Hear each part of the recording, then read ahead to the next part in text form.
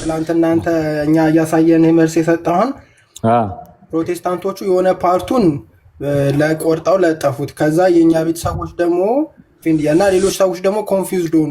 ኮሜንት ላይ ምናምን እንደ አዲስ መጠየቅ ጀመሩና መካከለኛ እመቤታችን መካከለኛ ናት ወይ?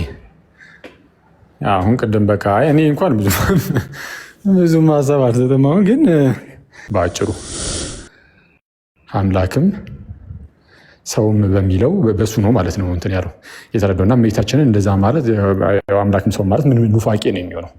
ከዛ አንጻር እያየን መካከለኛ ካላት ምንፍቅና ነው።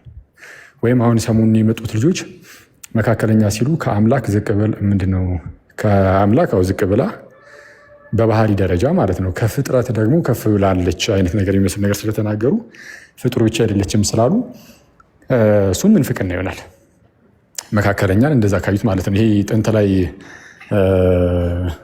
በግሪክ ፍልስፍና ውስጥ ኤዮንስ የሚባሉ አሉ። ኤዮንስ ምንድናቸው? በፈጣሪና በፍጡራን መካከል ያሉ ናቸው ኤዮንስ። እነዚህ ኤዮንስ ምንድናቸው? ፈጣሪ አይደሉም ማለት በባህሪያቸው በቃ አምላክ ተብሎ የሚነገርላቸው አይደሉም። ፍጡር ብቻም ደግሞ አይደሉም። መካከል ላይ ያሉ ናቸው። የሆኑ ቢንጎች ናቸው። እዚህ የሉም ግን የሆኑ ቢንጎች ናቸው።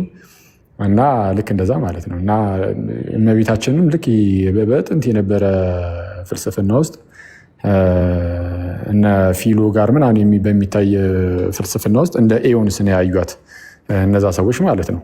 እና እሱ ኑፋቄ ነው። ምንም እመቤታችን በቃ ከኛ ወገን ናት፣ ከሰው ወገን ናት። ምንም በባህሪ ምንም ከኛ የሚለይ ነገር የላትም። እንደኛው ፍጡር ብቻ ናት ምናምን። እና አሁን አያችሁ መካከለኛ አይደለችም፣ ኑፋቄ ነው መካከለኛ እሷን ማለት ብሎ አንድ መምህር ከተናገረ መካከለኛ የሚለውን ቃል ከዚህ አንጻር ነው የተረዳው። ወደ ውጭ ሀገር ስትወጡ ደግሞ እመቤታችንን መካከለኛ ሊሏት ይችላሉ። ቀለል አድርገው ብዙ ጥንታውያን አብያተ ክርስቲያናት የኦርቶዶክሱም ካቶሊኩም እመቤታችንም ሚዲየተር ናት ብሎ ሲናገሩ ደግሞ ልታያቸው ትችላላችሁ። አሁን ወደኛ ጋር ስትመጡ ግን አሁን ኖርማል ከመምህራን አሁን ከሚናገሩት ምናምን አንጻር ብቻ ሳይሆን እንዳጠቃላይ ከጽሁፎች አንጻር ምናምን እኔም ባለችን ትንሽ ውስን ዳሰሳ ቃላቱን መርጠን ለይተን ነው ስንጠቀም ያየሁት እኔ በኢትዮጵያ ኤርሲያን ማለት ነው። እንዴት መካከለኛ የሚለውን ለጌታችን ኢየሱስ፣ አማላጅ የሚለውን ቃል ደግሞ ለእመቤታችንና ለሌሎች ቅዱሳን መላእክት ምናምን ነገር እንደዛ ተሰጥቶ ማለት ነው ቃላቱ ተለይተዋል። ስለዚህ መካከለኛ የሚለውን ለሌሎቹ ማጋራት ብዙም የተለመደ አይደለም እኛ ጋር ማለት በመጽሐፍት ውስጥ ምናምን አናገኝም በስፋት እንጃ። እንግዲህ ከተገኘ አላቅም። እኔ ግን በእኔ ውስጥ እንደሳ ግን አግኝቼ አላቅም። እናቱም ቅድም እንደዛ ሲል ነበረ እና ቃላቱ እንደዚህ ለይተን እንጠቀማቸዋለን። ውጭ ሀገር ላይም እውነቱን ለመናገር እንደዛ ይላሉ። አሁን ካቶሊካውያኑ ምናምንም መካከለኛ የሚለውን ለክርስቶስ ሰተን አማላጅ የሚለውን ደግሞ የምልጃ የሚለውን ለቅዱሳን መጠቀም እንደዛ ቃላቱን ለይተን መጠቀም አለብን ምናምን የሚል ነገር ከዚህ በፊት ማሳየቻችሁ ነበር እና እንደዚህ አይነት ነገር ተመልክቻለሁ፣ ታዝቤያለሁ ትላለህ። እና እኛ ሀገር ግን እንደዚህ ማድረግ አለብን ምናምን ሳንል በፊትም በቃ እንደዚሁ ዝም ብላችሁ ስትመለከቱትም እንደዚህ ልምድም አይደለም። መካከለኛ የሚለውን ለሌሎች መናገር መካከለኛ የሚለውን ቃል ማለት ነው ለሌሎች መናገር ብዙም ልምድ አይደለም። እውነቱን ለመናገር መካከለኛ የሚለው ቃል ራሱ አስታራቂ እኮ ነው እና እመቤታችን የምርም አስታራቂ ናት። ግን ለክርስቶስ ይህ መካከለኛ የሚለው ቃል ሲነገርለት አምላክም ሰውም እንደመሆኑ ከሁለቱም ወገን ከመሆኑ አንጻር ስለሆነ አስታራቂነቱ ማለት አስታራቂ አስማሚ ማለት ነው። ሚዲየተር ማለት አስማሚ ነው፣ የሚያስማማ የሚያስታርቅ። አንደኛ ጢሞቴዎስ ምዕራፍ 2 ቁጥር 5 ላይ ከተነገረው አንጻር ማለት ነው። እና ጌታችን አስማሚ ሲባል ማንና ማንን የሚያስማማው? እግዚአብሔርና ሰውን ነው። እግዚአብሔርና ሰውን ሲያስማማ በእግዚአብሔር ሳይድም አለ፣ በሰው ሳይድም አለ። ጌታ ኢየሱስ ማለት ነው ፍጹም አምላክ ነው። ፍጹም አምላክ ነው ማለት በቃ ከአብ ጋር በባህሪ አንድ ነው። ከአምላክ ጋር ማለት አምላክ ነው። አምላክ ደግሞ ከአብ ጋር በባህሪ አንድ ነው። ደግሞ ፍጹም ሰው ነው። ሰው እንደመሆኑ ደግሞ የሰውን ስጋ እንደሚያዙ ከእኛ ጋር ሰው እንደመሆኑ አንድ ነው። ስለዛ የሚስማሙት አምላክና ሰው ሲሆኑ እግዚአብሔርና ሰው ሲሆን ጌታችን ደግሞ በሁለቱም ሳይድ ስላለ ከዛ አንጻር ምንድነው ሚዲየተር ነው፣ መካከለኛ ነው፣ አስማሚ ነው፣ አስታራቂ ነው። በሁለቱም ወገን ሆኖ ቅዱስ ዮሐንስ አፈወርቅም ይላል አስታራቂው መካከለኛው ወይም አስማሚው ከሁለቱም ወገን መሆን አለበት ይላል እና ከሁለቱም ወገን ሆኖ ያስማማል። እና ጌታችንና መድኃኒታችን ኢየሱስም ከሁለቱም ወገን ሆኖ ከአምላክም ከሰውም ማለት ነው። ከአምላክ ወገን ነው ስንል ከአብ ጋር በባህሪ አንድ ነው፣ ኮንሰብስታንሻል ነው እያልን ነው። ከሰው ጋር አንድ ነው ስንል ከሰው ጋርም በባህሪ ውስጥ አሁንም አንድ ነው፣ ያው አንዱ ኢየሱስ ማለት ነው። ምክንያቱም ከሁለት ባህሪ አንድ ባህሪ የሆነ ጌታ ስለሆነ ይህን ነጠላ ባህሪ የለውም ኢየሱስ። ነጠላ አንድ ባህሪ ሳይሆን ያለው ውህድ የሆነ አንድ ባህሪ ነው ያለው እና ያ ውህድ የሆነ አንድ ባህሪ ደግሞ የሰውም የአምላክም ባህሪ ነው። የሰውም የአምላክም ባህሪ ከሆነ ደግሞ እንዳልኳችሁ ከሰውም ከአምላክም ሳይል ስለሆነ ከሁለቱም ወገን ሆኖ እንደዚህ የሚያስማማ አስታራቂ ከክርስቶስ ውጭ የለም። መካከለኛ የምትለው ቃል ብቻ ሳትሆን ከዚህ አንጻር ካየነው እንደዚህ አይነት አስታራቂ የለም ከክርስቶስ ኢየሱስ ውጭ ማለት ነው። እና የቅዱሳን ምንድን ነው ምናምን ከተባለ ቅዱሳን በዚሁ በክርስቶስ ኢየሱስ የማስታረቅ ስራ ላይ ተመስርቶ ከዛ በኋላ የሚመጣ ነገር ነው። ቅዱሳኑ ቢማልዱ ቢጸልዩ ቢለምኑ እኛ ራሳችን አንዳችን ለአንዳችን በምንማልድ ያው እንድንማልድ ስለታዘዝንም እንማልዳለን አይደል? አንዳችን ለአንዳችን እንማልዳለን ይታወቃል። አንዳችን ለአንዳችን እንማልዳለን፣ እንጸልያለን፣ እንለምናለን። ግን ይህን ሁሉ ነገር ብናደርግ ክርስቶስ ኢየሱስ ስላስታረቀ ነው። ክርስቶስ ስላስታረቀ የማስታረቅን ስራ ስለሰራ ነው።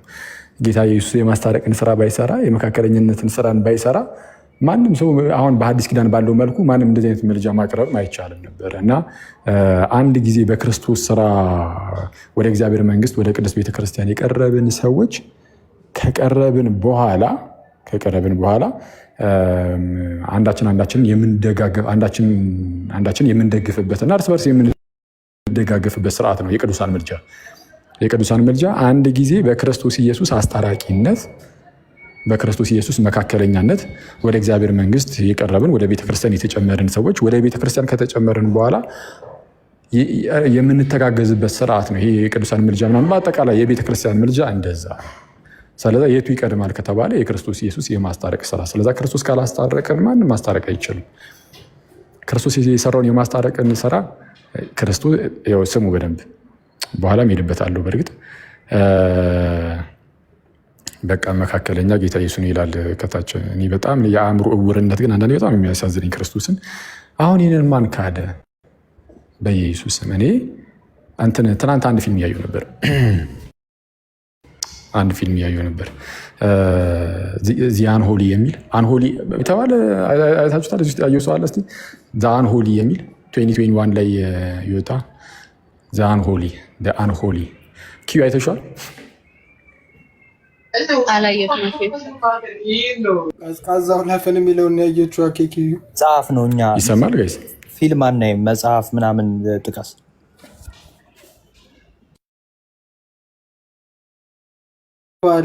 ኔትወርክ ላይማ ቀይ ነው የሚበራበት እኮ። አይ ኪዩ ቀዝቃዛው ላፈን የሚለውን ፊልም እንዳየች ልነግረው ነበር። ተክሊል ተቋርጦ ነው ወይ ነቀለው? ኔትወርክ ሀኬ አንድ ብቻ ነው የሚያበራው፣ አንድ ባር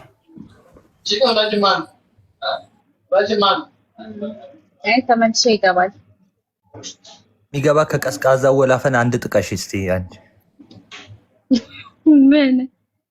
ምን ልጥቀስ? ባለፈው አንዴ በቃ ቅዱስ ሆነን ብለን የምንቀመጠው ሳይሆን እየተሰራ ነው የሚሄደው። ስለዚህ በዚህ ቅድስና ውስጥ ለማለፍ ራሱ በዚህ በር መግባት ያስፈልጋል። ከበሩ ውጭ ግን ምን አለ? መስኮት ሊኖር ይችላል፣ ጣራ ሊኖር ይችላል፣ ጓሮ ሊኖር ይችላል ምናምና። በዚህ በኩል የሚገባ ምንድነው? ሌባ ነው፣ በቃ ሌባ ነው።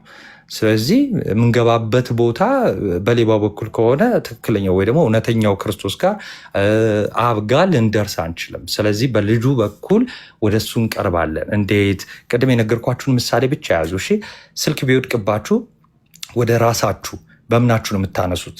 መሬት ላይ ስልክ ቢወድቅባችሁ ስልኩ የእናንተ ነው አደለ? ገንዘብነቱ ስልኩ የእናንተ ነው። ከዛን ወደ ራሳችሁ እንዴት ነው የምታቀርቡት? ያንን ስልክ የወደቀውን በምን ታነሱታላችሁ? በእጃችሁ አይደል? በእጃችሁ ታነሱታላችሁ። እጃችሁ ከእናንተ ተገንጥሎ ነው የሚሄደው አይደለም። ከእናንተ ሳይለይ ግን ደግሞ ወደ መሬቱም ደግሞ ሄዶ እጃችሁ ስልኩን ያነሳል። ከዛ አንስቶ ደግሞ ዝም አይልም፣ ወደ ራሳችሁ ያቀርባል አይደለ? ወደ ራሳችሁ። ስለዚህ የሆነ የነገረ ድህነታችን ይሄ ነው። አብ እዱ መዝራቱ የሚባል እጁን ላከልን። እጁ ማን ነው? ክንዱ የተባለ ማን ነው? ትንቢተ ኢሳያስ ላይ እንደነገርኳችሁ ማን ነው? ወልድ ልጁ ክንዱ ተባለ። ከዛ በልጁ ይኸው ልጁ ከአባቱ ሳይለይ ሰው ሆነ። ከዛ እኛ የወደቅነውን አነሳንና ምን አደረገን? ወደ አባቱ አቀረበን ማለት ነው። ስለዚህ ወደ አባቱ የቀረብንበት ብቸኛ መንገዳችን፣ ህይወታችን፣ እውነታችን ክርስቶስ ብቻ ነው። ይህ መንገድነት፣ በርነት፣ እውነትነት የሚሰራው ለማን ነው? ለእኛ ብቻ ነው? ኦኬ፣ ለእኛ ብቻ አይደለም ለቅዱሳንም ነው። ቅዱሳን በዚህ በር ብቻ ነው መግባት የሚችሉት ማለት ነው። በነገራችን ላይ እነ አብርሃም የሚመጣው ተስፋ ሲነገራቸው ስለ ልጁ የተነገራቸውን ተስፋ አሜን ብለው ባይቀበሉ በነገራችን ላይ ኪዳን ውስጥ አይገቡም። ይህን መኑ። እሺ፣ አሁን ኪዳን ተሰጥቷቸው ነበረ። ኪዳን ተሰጥቷቸዋል። ኦኬ፣ እግዚአብሔር ከህዝቡ ጋር ኪዳን ያደርጋል አይደለ? ስለዚህ ለአብርሃም ትልቅ ኪዳን ሰጠው። ለምሳሌ ዘርን አበዛልሃለሁ የሚሉ ኪዳኖችን ሰጥቶታል። አንደኛው ደግሞ ምንድነው? ይሄው በዘሬ ይባረካል። ዘሬ የተባለው ገላትያ ላይ ልክ እንደምናየው ዘሬ የተባለው ማነው? ክርስቶስ ነው አይደል? ይሄው ክርስቶስን አሜን ብሎ ባይቀበል የተሰጠውን ተስፋ ከሩቅ ተመልክቶ ባይቀበል እዚህ ኪዳን ውስጥ አይገባም በነገራችን ላይ። ኦኬ፣ ስለዚህ እኛ የምንገባው እዚህ ኪዳን ውስጥ ነው። ኦኬ፣ እዚህ ኪዳን ውስጥ የአብርሃም ዘር እንሆናለን። በማ በልጁ በኩል ልጅ የምንሆነው በማ በኩል ነው? በልጁ በኩል ልጅ የምንሆነው ማለት ነው። በልጁ በኩል ነው። ኪዳን ውስጥ የምንጨመረው በልጁ በኩል ነው። እሺ፣ እና ስለዚህ ይሄ ግልጽና ግልጽ ነገር ምንድን ነው? በራችን ማን ነው? እውነታችን ማን ነው? ህይወታችን ማን ነው? ክርስቶስ ነው። ኢየሱስ ክርስቶስ ነው። ከዚህ ውጭ ማንም በር ሊሆነን አይችልም። ማንም ሊያቀርበን ማቅረብ ከተቻለ እንዲያርጋችሁ ሰሩት። ለምሳሌ ክርስቶስ በስጋ ከመወለዱ በፊት ለምሳሌ እናታችን ቅድስት ድንግል ማርያም የ15 ዓመት ብላቴና ነበረች። እነ ዘካርያስ ጻድቅ ተብለዋል። እነ አብርሃም የእግዚአብሔር ወዳጅ ተብለዋል አደለ? የብዙሃን አባት ተብለዋል። እነ ሳራ የብዙሃን እናት ተብለዋል። ሙሴን ብናይ ደግሞ አምላክ እስከ መባል የደረሱ ቅድስና ያላቸው ናቸው። ይኸው ቅዱሳን በር መሆን ቢችሉ ኖሮ ክርስቶስ መምጣት አያስፈልገውም ነበር። ወደ እግዚአብሔር አብ ማንም ሊያቀርበን ስላልቻለ ልጁን ላከ። ነውር የሌለውን ልጁን ላክ። ስለዚህ የሚያቀርበን አካል ምን መሆን አለበት መሰላችሁ? ሞት ስለሆነ በሰው ልጅ የተፈረደበት መሞት ለመቻል ምን መሆን አለበት? ሰው መሆን አለበት። እና ደግሞ የሚቀርበው መስዋዕት ነውር አልባ መሆን አለበት። ለምን? ሁላችንም በኃጢአት ምን ብለን ነበረ? ሙታን ሆነን ስለነበር። ስለዚህ ነውር የሌለውን ልጅ የዓለምን ኃጢአት የሚያስወግደውን ልጁን ላከልን። ከዛን ይኸው በሱ በልጁ በኩል አየነው፣ ሰማነው፣ ዳሰስነው። ከዛስ አብን እናምናለን። ማንን ስናምን? ልጁን ስናምን። ስለዚህ በልጁ ማመን አንደኛው መንገዳችን ነው፣ አብን ለማመን ማለት ነው። ይታያችሁ፣ ጸሐፍት ፈሪሳውያን አብን እናምናለን ይላሉ፣ ግን ስቲል አያምኑም። ይሴ ልዩነታችን ያ ነው። ኦኬ፣ ልጁን መቀበል መቻል አለብን። ልጁ ነው መንገድ፣ ልጁ ነው በር። በልጁ በኩል የሆነ ድህነት አለ። እሱን አሜን ብለን ካልተቀበልን ወደ አብ መግባት አንችልም። ኦኬ፣ ሌላው አሁን የት ነው ያለው? ጌታችን መድኃኒታችን ኢየሱስ ክርስቶስ የት ነው ያለው? በአብ ቀኝ። በአብ ቀኝ መሆኑ ለእኛ ጋረንቲ ነው። እሺ፣ ከሙታን መነሳቱ ለእኛ ዋስትና ነው። ኦኬ፣ ስለዚህ ለእኛ ዋስትናችን ማን ነው? ክርስቶስ ነው። ነገ ኃጢአት ብንሰራ በንስሐ ስንታጠብ የሚያጥበን ምንድን ነው? ደሙ ነው አደለ? እስቲል ይኸው ወደ አብ ና ኪዋ ግባ። ስለዚህ ወደ አብ የምንገባበት በራችን፣ እውነታችን፣ ህይወታችን ማን ነው? ጌታችን መድኃኒታችን ኢየሱስ ክርስቶስ ነው። ስለዚህ ሁሉም ቅዱሳን ቅዱስ ለመባል ራሱ በብሉይ ኪዳን ቅዱሳን ተብለዋል። ግን ቅድስናቸው የምንድን ነው? የነፍስና የስጋ ቅድስናን ለማግኘት ክርስቶስ ራሱን መቀደስ ነበረበት። ራሱን መቀደስ ማለት መስዋዕት ማድረግ ነበረበት። ቤዛ ለሁሉም መስጠት ነበረበት። ስለዚህ ለሁሉም ቤዛ እሰጣለሁ፣ ራሴን እቀድሳለሁ፣ ምክንያቱም እነሱ ቅዱሳን እንዲሆኑ ብሎ ተናግሯል ዮሐንስ 17። ስለዚህ ይኸው ራሱን ስለ ሁሉ ቤዛ አሳልፎ ሰጠ። ከዛ ደግሞ ከሙታን ተነሳ። ከዛ ደግሞ በአብ ቀኝ አለ። ስለዚህ ዋስትና አለን ማለት ነው አይደለ? ስለዚህ ወደዚች ቤተክርስቲያን የእግዚአብሔር ፕሬዘንሱ መገኘቱ ወደሚገኝባት ወደ ሰማያዊ ከተማ ለመግባት ሁላችንም በአብ ቀኝ ያለን ሲል፣ በነገራችን ላይ ክርስቶስ በስጋ የሆነበት ሁሉ ቤተክርስቲያን ስላለች ነው። ስለዚህ ወደዚች ወደ ሰማያዊ ቤተክርስቲያን ለመግባት በክርስቶስ በኩል ብቻ ነው ልንገባ የምንችለው። ስለዚህ እንዴት የያዙት? ቅድም እንደነገርኳችሁ ደጋግመን የምንነግራችሁ እንድትይዙት ነው። እሺ፣ የወደቀባችሁን ዕቃ ልክ በእጃችሁ አንስታችሁ ወደ ራሳችሁ እንደምታቀርቡት ሁሉ የወደቅን እኛ፣ ዓለም ሁሉ ወድቆ ነበር። እሺ፣ የሰው ልጅ ወድቆ ነበረ። ያ የወደቀውን ኃይሉ በተገለጠበት ክንዱ በተባለ በልጁ ወደ ራሱ አቅርቦናል። ይሄ መጽሐፍት የሚመሰክሩ ናቸው። ስለዚህ ወደ ራሱ ለመቅረብ ወይ ደግሞ ወደ አብ ለመቅረብ በክንዱ በመዝራቱ እዱ በተባለ በልጁ በኢየሱስ ክርስቶስ ብቻ ነው የሚሆነው። ከዛ በኋላ ግን መተጋገዝ አስፈላጊ ስለሆነ ቅዱሳን ስለኛ ይለምኑልናል። እንኳን ቅዱሳን አይደለም እኛ በምድር እርስ በርሳችን እንድንለምን ሐዋርያ ቅዱስ ጳውሎስ አዟል። ያ ማለት ግን በር ናችሁ እያለ አይደለም። እሺ፣ ከገባም በኋላ እርስ በርስ ምን ማለት አለብን? መተጋገዝ ስላለብን፣ እርስ በርስ መዋደድ ስላለብን ማለት ነው። ኤኒዌይስ አኬ ስላለ እኔ ዝም ልበል። ቀጥል አኬዋ።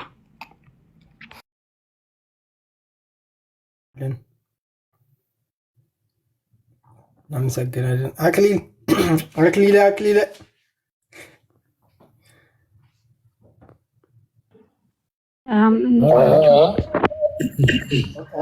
እንዴት ነህ?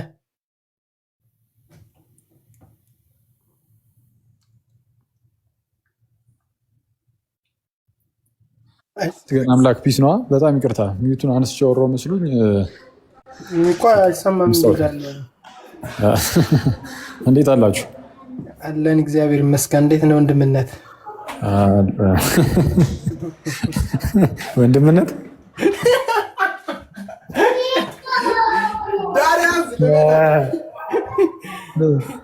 ዳርያዝ በለው ያንን ናቱን ዳርያዝ በለው። ኧረ ዳርያዝ በለው በጌታ እንዲህ ምንድን ነው? እኛ እየተጫወትን መጫወትም አልተቻለም። መንፈሳዊነት አለን ደግሞ ስጋም ነን። እንዲህ እዚህ ጋር እኮ ሆነ ሊያስነቅሉ ነው እንዲህ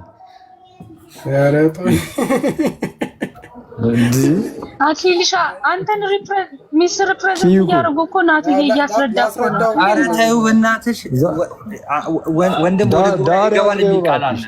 ከዛን መጥቶ ያርመዋል የሚባል አለ። አረመኝ እስኪ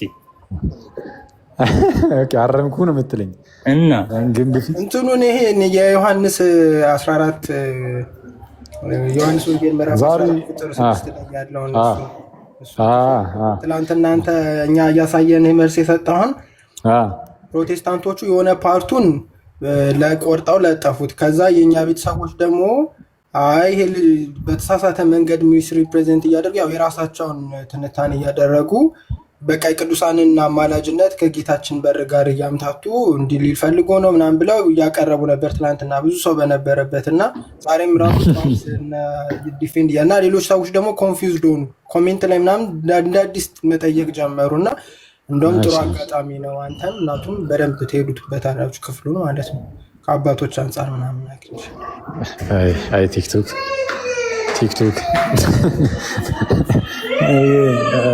እየወረድኩኝ ነው እና ከቤት እየወጣሁ ቅድም ነው ምሳ ልብላና እገባለሁ ያልኩት። እስካሁን አልበላሁም። እባክህ እየወረድኩ ነው ገና።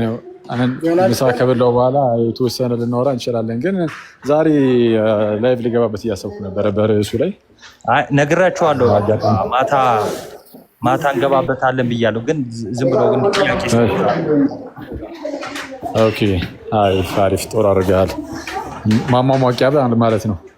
ያ ልክ እንደዛ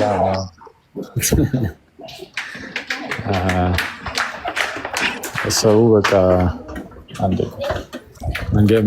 መንገድ ላይ አታስሩኛል። ትንሽ ደቂቃ ጠብቁኝ። መንገድ ላይ ማለት ነው።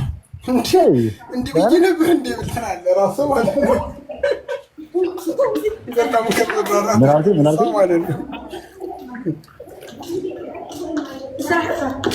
ምንድን ነው ናቱ እያረክልኝ ያለው? ግዴታ ሚዩት አንስቼ መናገር አይጠበቅብኝም። አንደርሬትድ የሆኑ ኮመንቶች ናቸው የምሰጥህ። ኧረ ጌታ ይቅር ይበል። አንዴ ውጭ ነኝ። አንዴ አልወጣም። አውሩ አንዴ ትንሽ ደቂቃ የሆነ ነገር ለመናገር ምንድን ነው መሰላችሁ? አሁን ከስራ ያላችሁ ይሄን ያገትኳችሁ፣ ግን እቺን ተናገረ እኔ ልውረድ።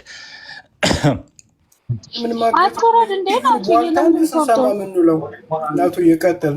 ምን ይሰራል? ተቀምጡ። እስቲ ላውራ እንዴ? ሲሚት አድርግ ሞክር እስቲ። ዝም ብለህ ጨርጨር እስቲ።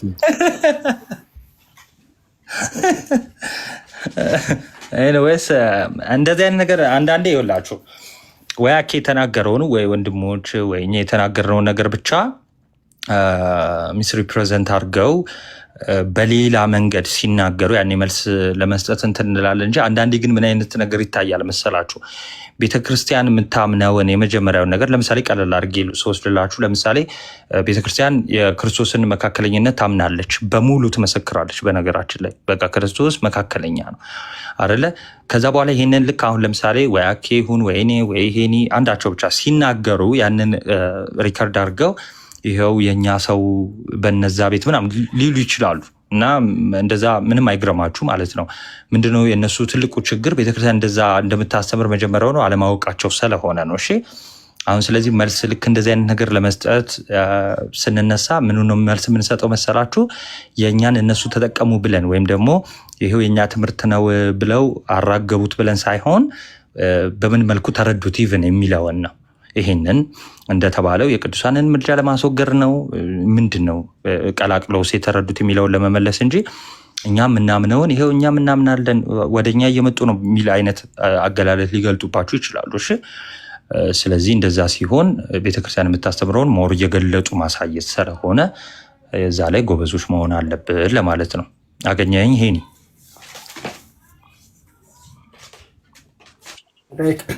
አንዳንድ ጊዜ እኔ ምን አለ እውነት እንደውም ማኬም ነናቱም እያለ እኔ እውነት ለምን እንደሆነ አላውቅም፣ እኛ ኢትዮጵያውያን የሆነ የሃይማኖት ነፃ አውጪ እንፈልጋለን መሰለኝ። በቃ የሆነ ነገሮቻችንን የሆኑ ሰዎች ኮንፊርም እንዲያደርጉልን እንፈልጋለን።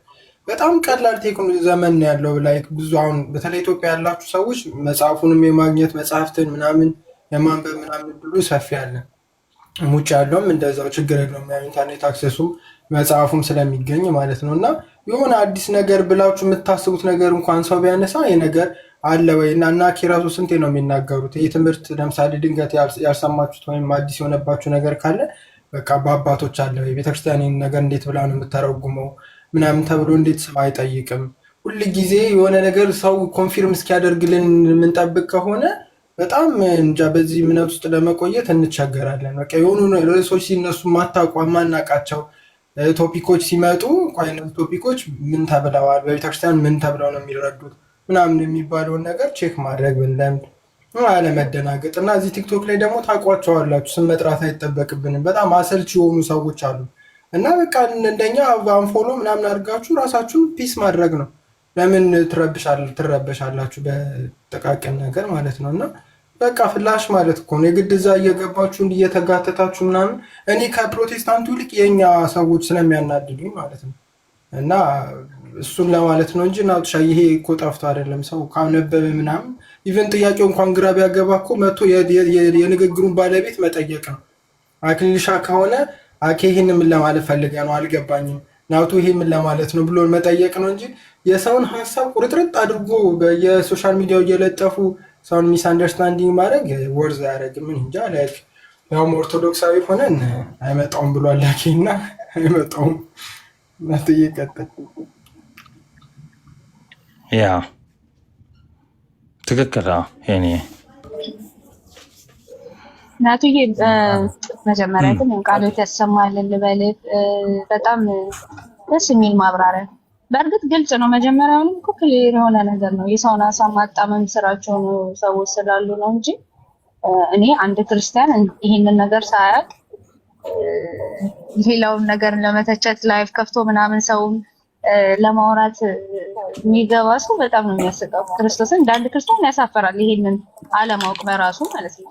ይሄ በሰንበት ትምህርት ቤት ደረጃ በጣም ባለ ሌቭል ደረጃ የሚሰጥ ትምህርት ሆኖ ልክ እነሱ መስማት ሲጀምሩ እናንተ የምትናገሩ አይነት ነው የሚመስላቸውና ፕላስ ደግሞ ሰው ባላለው መንገድ በቃ ማለት ጥሩም አድርገውት ምናምን እንዲህ አይነት ነገር ሰውን ማወዛገብ የገባው ገብቶታል፣ ግን ሌላው ሰው ያልገባው ሰው ማወዛገብ አያስፈልግም።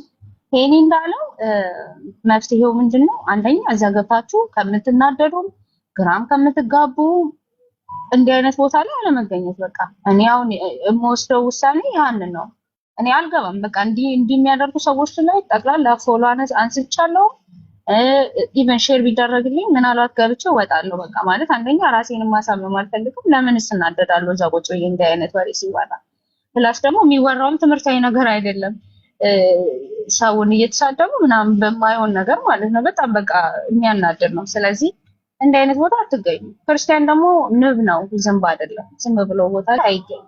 ሶ መፍትሄው እንዲህ አይነት ቦታ አንፎሎ እያደረጋችሁ መራቅ፣ ጆሮአችሁን መጠበቅ፣ በቃ ያንን ነው የምለው። ከዛ በተረፈ ግን ትምህርቱ የምርም ያልገባችሁ ልጆች ምስኪን ማለት ይሄ ትምህርት ግራ ያጋባችሁ ካለ አክሊል ባለው ላይ ለልጆቹ ነው ምላሽ እየሰጠ የነበረው። ያኔ ምንም ስለ ቅዱሳንና ስለ እመቤታችን ምልጃ የተነካ ነገር አልነበረም። እነሱ እንዴት አድርገው እንደያያዙት አይታችኋልና ያልገባችሁ ልጆች ግን ያው እንዳለው እንግዲህ አክሊል ሻማታ ከገባ ነው መቼም ነው እሱን አናምነውም፣ ግን እገባለሁ ብሏል በተስፋ ከገባ ሞር እዛ ላይ ግልጽ ያደርገዋል። እናትዬም ግን በጣም በጣም ደስ የሚል ጆሯችን ከፍታችሁ ከሰማችሁ ደስ የሚል ማብራሪያ ነው የሰጠው እና እንደዛ ነው። ቀጥሉ።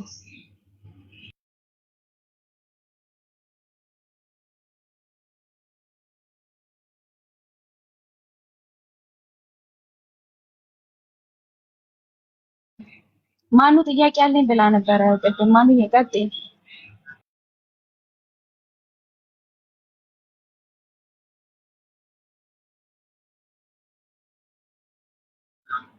እርግጥ እኔ ገብቶኛል፣ ግን እንደ ጥያቄ መሰለባቸው። እኔ ፕሮቴስታንት ከሚሉት አንጻር ኦልሞስት ሁሉም እኔ ወንድሞች የሚያስተምሩት ይገባኛል ከምን አንጻር እንደሚሉት። ግን ከኛ ከራሳችን ልጆች እመቤታችን መካከለኛ ትባላለች የሚል ነገር ስለሰማሁኝ መካከለኛ ሲሉ ከምን አንጻር ነው መካከለኛ የሚሏት? እሷን ማለት ነው። ለእናቱዬ ነው። ይሄንን እስቲ ከቻልክ ትንሽ አብራራልኝ።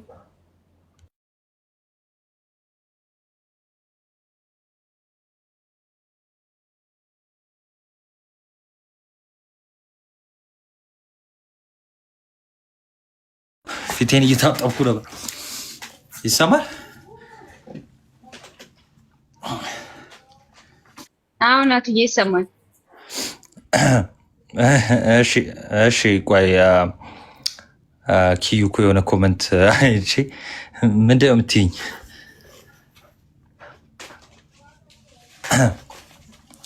እሺ ለምሳሌ ከመጽሐፍ ቅዱስ አንጻር ከሆነ አኬል ታውራ ነው። ርዕስ ከጀመራችሁማ ቀጥል። አጋጣሚ የመክፈት እድሉን ሳገኝ ዝም ብዬ ከፍቼ ነው ሲጠራ ልታወራ እየጀመርክ ነው መሰለኝ። እሺ ከመጽሐፍ ቅዱስ አንጻር ወይ ደግሞ ክርስቶስ በተነገረበት አንጻር እመቤታችን መካከለኛ አትባልም። ለምን? ጌታችን መድኃኒታችን የኢየሱስ ክርስቶስ መካከለኛ ሲባል ምን እየተባለ ነው? አስማሚ አምላክም ሰውም እየተባለ ነው። ስለዚህ እኛን ከአብ ያስታረቀን አምላክም ሰውም የሆነ ጌታችን መድኃኒታችን ኢየሱስ ክርስቶስ ብቻ ስለሆነ ማለት ነው። ስለዚህ በነገራችን ላይ በመጽሐፍ ቅዱስ ብቻ አይደለም፣ በውዳሴ ማርያማችንም የአዲስ ኪዳን መካከለኛ እሱ ብቻ እንደሆነ ይናገራል። ዕብራውያንም እንደዛው መካከለኛ ክርስቶስ ብቻ እንደሆነ ይናገራል። እንግዲህ እመቤታችን እንደዛ ያለ ሰው ካለ ከምን አንጻር የሚለውን መጠየቅ ይኖርበታል። የመጀመሪያው ነገር ማለት ነው። እኔ ሰምቼ ስለማላቅ ማለት ነው ምን ለመባል ነው። ኖርማሊ አሁን በአስማሚ በሰው ደረጃ ለምሳሌ በሰው ደረጃ መካከለኛ ሊባል ይችላል። በሰው ደረጃ ለምሳሌ ሁለት የተጣሉ ሰዎች ከመጡ ከሁለቱም ወገን ሊያስታርቅ የመጣ ሰው ቢኖር መካከለኛ ሆኖ ገባ ሊባል ይችላል፣ በሰው ደረጃ ማለት ነው። ግን አሁን እንደ ቴዎሎጂካል ስፒኪንግ ግን አሁን ይሄንን መካከለኛ የሚለውን የምንሰጠው ቀጥታ ለክርስቶስ ነው የምንሰጠው ማለት ነው። ለክርስቶስ ስለሆነ የምንሰጠው ለእመቤታችን አንሰጥ። ለእናታችን ቅድስት ድንግል ማርያም ቤተክርስቲያን በቂ ስም አላት። በቃ ቅድስት ቅዱሳን ናት፣ አማላጃችን ናት፣ ጸሎት ልመናን ታቀርብልናለች ብለን እናምናለን። ከዛም በላይ ደግሞ ከሁሉ የሚበልጠው ደግሞ የአምላክ እናት ናት። አሁን ለእሷ መካከለኛ የሚል ሲሰጥ እኔ እንጃ፣ እኔ ስላልሰማው ያለው ሰው ከምን አንጻር እንደሆነ መናገር አለብን። አሁን ሁለቱንም ደግሞ ተርም ስንይዘው ለምሳሌ አንደኛው አስማሚ የሚል ትርጉም ለክርስቶስ እንሰጠዋለን። አዎ ሰውና አምላክን ያስማማ ያስታረቀ ብቸኛው መካከላችን ነው፣ መካከለኛችን ነው። ሁለተኛ ደግሞ ይኸው መካከለኛ ሲባል ደግሞ እንደው ከአምላክ ዝቅ ከሰው ከፍ ያለ ማለት ሳይሆን አምላክም ሰውም የሆነ ማለት ነው። ከደብል ኮንሰብስታንሻሊቲ ያለው አምላክም ሰውም የሆነ መካከለኛ እንለዋለን። ስለዚህ ይሄ የሚሰጠው ለክርስቶስ ብቻ ነው። በነገራችን ላይ ቤተክርስቲያንም ይሄንን ታስተምራለች እንዳልኳችሁ። ስለዚህ ለእመቤታችን ይሄ አይሰጥ፣ ለቅዱሳን አይሰጥ። እርቅ የሚመጣው በልጁ በኩል ብቻ ነው። በቃ እርቅ ያለው በልጁ ነው። ኦኬ፣ በልጁ ነው እርቅ ያለው፣ በልጁ ነው። የኃጢአት ስርየት ያለው በልጁ በኩል ብቻ ነው። ስለዚህ ከእርቅ ከነገረ ድህነት ከኃጢአት ይቅርታ ከነዚህ ሁሉ አንጻር ስናየው እመቤታችን መካከለኛ አትባልምም። የተባለችበትን ቦታ እኔ ትንሽ እስካነበብኩት ድረስ አላቅም። እኔ እንግዲህ ሰውዬው ያለው ሰውዬ ምን ሊል እንደተፈለገ ለምን መሰላችሁ? ቋንቋ ሀሳቦችን ሊሸከሙ አይችሉም። የመጀመሪያ ነገር ምንድነው? ኦርቶዶክሳዊ አረዳድ ማለት ምንድነው? ቋንቋ ሀሳቦቻችን ሊሸከሙ አይችሉም። ቋንቋ የሰው ነው። ሰዎች እንድንግባባበት ነገሮችን እንድንረዳ ስለሆነ የተሰጠን። ስለዚህ እኛ ይሄን ቋንቋ የኛ ነው። ስለዚህ ሀሳባችንን ሙሉ ለሙሉ መሸከም አይቻልም። አንድ ቃል ሀሳባችንን ይሸከማል ማለት ይሄ በጣም ከባድ ነገር ነው፣ በጣም ብዙ ነገር ስለሚያመጣ ከዛ በኋላ። ስለዚህ ምንድነው የምንጠይቀው? ኦርቶዶክሳዊ አረዳድን ይዝና ኦኬ ምን ለማለት ተፈልጎ ነው ይባላል ማለት ነው። ለምን እንዳልኳችሁ አንድን ሀሳብ በብዙ አይነት አገላለጥ ልንገልጠው ስለምንችል ሰውየው ምን ለማለት ፈልጎ ነው የሚል ነገር ግን ቀጥታ ይህን መካከለኛ የሚለውን ግን ስንጠቀም ለክርስቶስ ስለሆነ የምንጠቀመው በዚህ ሴንስ ለማንም የምንሰጠው አይደለም ለማለት ያህል ነው። ግን እንደዚህ ያለ ሰው ደግሞ ከምን አንጻር እንዳለ ምን ሊል እንደፈለገ የመጀመሪያ መረዳት፣ ከዛ በኋላ ሀሳቡ ላይ መሞገቱ ትልቅ ነገር ይመስለኛል ብዬ እንደ ግል አስባለሁ። ስለዚህ መካከለኛ የአዲስ ኪዳን በቃ መካከለኛ እሱ ብቻ ነው። ግን መካከለኛ ስንል በነገራችን ላይ ዕብራውያን ላይ እንደምናየው ደግሞ ለምሳሌ በመካከለኛው እጅ ሕግን ተቀበላችሁ ይላል አይደለ? እንደተባለው አለ። ግን የብሉይ ኪዳን ላይ ማለት ነው በአሮን በኩል የመጣውን ያንን ሕግ ማን ነው በሙሴ በኩል በመላእክት እጅ ልክ እስጢፋኖስ እንደመሰከረው ሐዋርያት ሥራ ምዕራፍ 7 ላይ ማለት ለምሳሌ መካከለኛ የሚል ቃል በቃል ደረጃ እናገኛለን። የአዲስ ኪዳን መካከለኛችን ግን ኦኬ አምላክም ሰውም የሆነ ሰውን ከአምላክ ጋር ያስታረቀ ብቸኛው መካከለኛ ጌታችን መድኃኒታችን ኢየሱስ ክርስቶስ ነው። ስለዚህ እንደዚህ ያለ ሰው ካለ መጥቶ ሀሳቡን ቢናገር መልካም ይመስለኛል። እንግዲህ በጎደለ ደግሞ አኪዋ ከገባ እንትን ይላል ማለት ነው። ተመልሰለሽ ማንሄ ኦኬ አኪ ቀጥ ምንድን ነው ምን እመቤታችን መካከለኛ ትባላለች አትባልም ነው?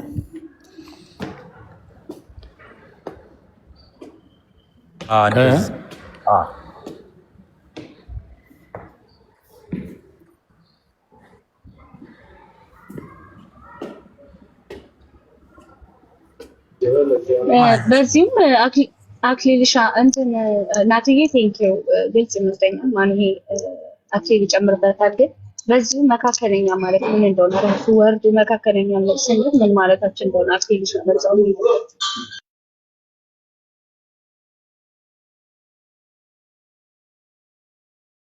መካከለኛ እመቤታችን መካከለኛ ናት ወይ?